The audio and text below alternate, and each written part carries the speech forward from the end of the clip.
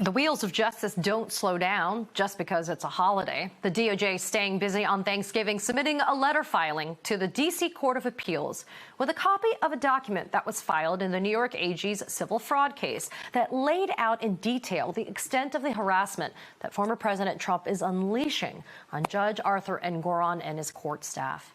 The letter includes new revelations that Trump's targeting of one of Judge Engoron's top clerks has resulted in approximately 20 to 30 calls per day to her personal cell phone and approximately 30 to 50 messages per day on social media. Even more stunning and disgusting, the letter reveals, quote, since the interim stay was issued lifting the gag orders on November 16, 2023, approximately half of the harassing and disparaging messages have been anti-Semitic.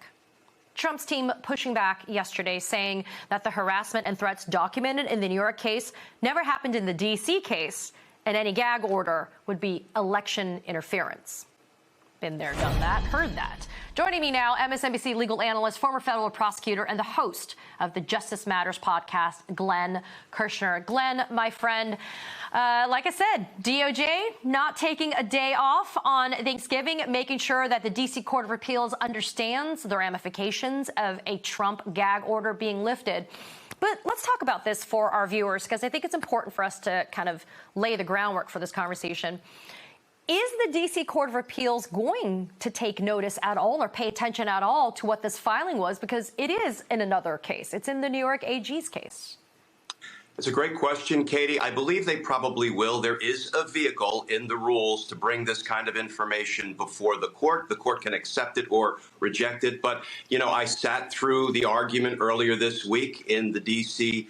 Court of Appeals case regarding the constitutionality of the gag order. There was discussion about what was going on in other jurisdictions. Similarly, Judge Chutkan, who's presiding over the trial in Donald Trump's case, has regularly talked about what's going on in other jurisdictions. So I think this evidence will probably be accepted by the appellate court. And, you know, Donald Trump's lawyers, as recently as yesterday, filed their reply, and they continue to ask the judges to just check your common sense at the door. You don't need to bring it with you to bear on this issue. And one thing stood out about the letter that Trump's team filed yesterday. They say, again, Mr. Trump did not directly threaten Miss Greenfield. That is the broken peg on which they continue to try to hang their legal argument. The good news, Katie, is in court on Monday, Judge Millett directly knocked that down. She said, and I quote, there is a clear pattern here.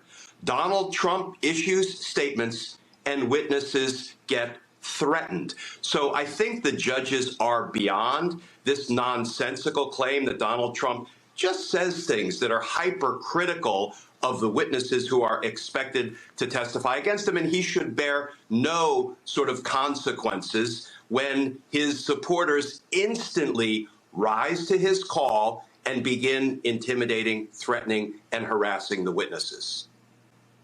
Glenn, this is deja vu, too, because in Fulton County, when we were listening to the Harrison Floyd bond revocation hearing, one of the defense's claims was, well, Mr. Floyd is not the one who's actually doing the direct threats of intimidation, harassment, and violence to the witnesses and to the DA in this case. It's people that are responding to comments on social media. But I wanted to bring up that Fulton County case because I thought it was interesting, Glenn, when we talk about this gag order issue, because Donald Trump in Fulton County consented to a bond condition that prohibited him from posting social media or reposting social media that threatened people, parties, witnesses, etc. So why do that if you're Donald Trump in Fulton County and versus this drama and the battles that we're seeing in the New York AG's case and over here in front of Judge Chutkan? You know, I think Donald Trump is always making the calculation, what can I get away with and how much of it can I get away with? So he consented to certain conditions so he could, you know, be released on bond in his Georgia RICO prosecution. And interestingly, it doesn't seem like he has directly violated the conditions that were set down in Georgia for him. So I think that informs us that maybe he can actually abide by conditions of release or gag orders once they are imposed. The problem is, Katie, the system doesn't seem willing to sort of stick with the gag order that judges impose. These gag orders have forever been on again, off again, on again, off again. And the minute they are lifted or paused or stayed, Donald Trump jumps right back in, posting these obvious calls to action. He did it again against Judge Engoron's clerk in a really heartwarming, not Thanksgiving Day post to the American people, which was a hate-filled rant against all his perceived enemies. And he directly called out Judge Engoron's clerk again by name, calling her a campaign finance violator and all sorts of other things. And I suspect we will now see the threats spike again to Judge Engoron's clerk. The question becomes, when will the system, when will the criminal justice system take this seriously enough that they really, in earnest, try to put a stop to it? Well, we heard a response to your question, Glenn, not only from the DOJ, but also from Fulton County DA Fani Willis, when she says this is not really supposed to be a cart before the horse problem. You shouldn't actually have to have the act of violence occur in order to justify the muzzling of someone who is trying to incite violence, the silencing of somebody, appropriately so, because the interests of justice require it. So do you think that there's any type of kind of cribbing going on in terms of, I'm the New York AG Appellate Court, I'm looking to see what's happening in the DC Appellate Court, I'm looking to see what's going on in Fulton County? I mean, you and I both know there may not be open communications going on visibly or publicly, but people are paying attention if you're on these benches to what's going on with Donald Trump's cases, right?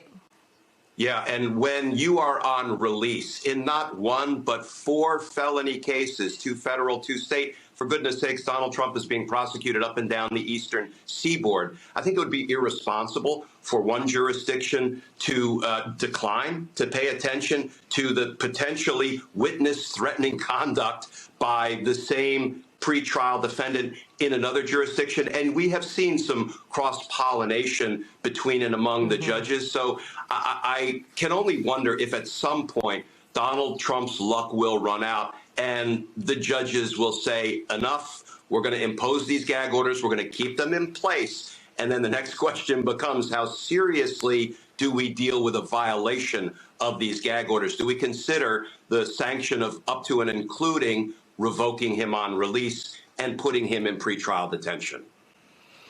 To get there, you got to have him held in contempt, and to have him held in contempt, you got to have the gag order. So you got to have that preliminary thing in place first. Conspicuously absent, Glenn, as I say goodbye to you, any type of attacks on Aileen Cannon in the Southern District of Florida. I wonder why that's not happening. Glenn Kirshner, I know we're shocked, aren't we? That's our shocked face. As always, I love having you here because justice matters. Thanks, my friend. Thank you, Katie.